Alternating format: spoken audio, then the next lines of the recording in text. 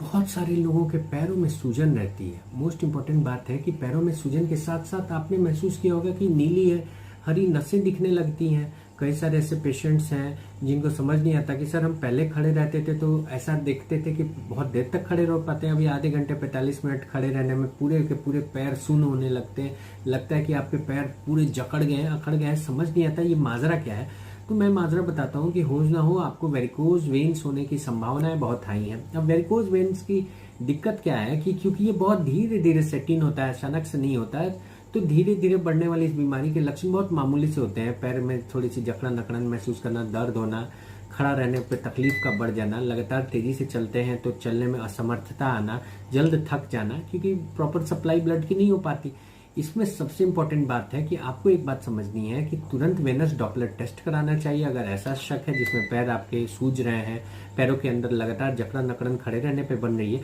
लेकिन इसके साथ साथ वेनस डॉपलर में अगर आ गया कि आपके परफोरेटर्स खराब हैं, डीप वेनस थ्रोम्बोसिस है, यानी जो खून का थक्का है वो आपके खून के नली के सबसे अंदर वाले के तरफ जम रहा है, डीप वेनस थ्रोम्बोसिस, तो बड़ा रिस्क बन जाता है कि ये डीप वेनस थ्रोम्बोसिस आने वाले समय में कहीं पल्मोनरी इम्बोलिज्म में ना बदल जाए। यानी वो खून का थक्का जो गहराई तक आपके नसों के अंदर वेन्स के अंदर जम रहा है, हो सकता है कि वो उस रूट में से एक छोटा सा टुकड़ा निकल करके आपके पल्मोनरी इंफाक्शन कर दे, यानी पल्मोनरी आर्टरीज के अंदर बैठ जाए, जिसका फल ये पड़े कि कहीं ना कहीं आपको अचानक से हृदय गति रुकने का खतरा बढ़ जाए। हो सकता है कि वो हिस्सा जहां पर पल्मोनरी इम्बोलिज्म हो वहां पर आपको ब्लड सप्लाई बिल्कुल बाधित हो जाए, लंग्स काम करने उस हिस्से में कमजोर हो जाए, न काम करने, हाइपोक्सेमिया डेवलप हो जाए यानी ऑक्सीजन की कमी हो जाए, और मोस्ट इम्पोर्टेंट चेस्ट के अंदर जबरदस्त पेन होगा, आपको लगेगा कि हमें हार्ट अटैक है। दरअसल ये उस क्लॉट के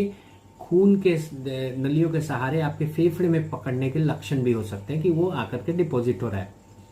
सावधानी क्या बरतें अगर ऐसा कोई भी बीमारी है, ऐसी कोई भी लक्षण दिख रहा हो जैसा मैंने आपको बताया, तो तुरंत ये टेस्ट कराएं कि क्या आपको डीप वेनस टिश्यूज इन्वॉल्व है, डीप वेनस सिस्टम इन्वॉल्व है, या आप कोशिश कर सकते हैं कि अगर ऐसा आ गया कि उसमें डैमेज हो चुका है तो आगे इसके लिए कुछ जरूरी एक्सरसाइजेस, कंप्रेशन स्ट्रोकिंग्स और कुछ जरूरी एंटीकोएगुलेंट दवाइयां जिनसे ये खून का थक्का बढ़े नहीं और बढ़ करके कहीं टूट करके आपके फेफड़े के अंदर डिपॉजिट ना हो जाए। हाल ही में बहुत बड़े प्रसिद्ध पर्सनैलिटी थे जिनको देखा गया कि ऐसे ही खून के थक्के के जमाव के बाद अचानक से देहांत हो गई। लखनऊ की ये स्टोरी है, जिसके बाद मैंने विशेष तौर पे ध्यान दिया कि आपके लिए ये विशेष तौर पे वीडियो बनाऊं जिसमें खून के नली के अंदर, वेन्स के अंदर जो क्लॉटिंग हो रही है, जो सूजन आ रहा है, लगातार पैर में हमारे पैर सूनापन रखते हैं, पैर भारीपन रखते हैं, पैर के अंदर जमाव होता है, ठंडे पड़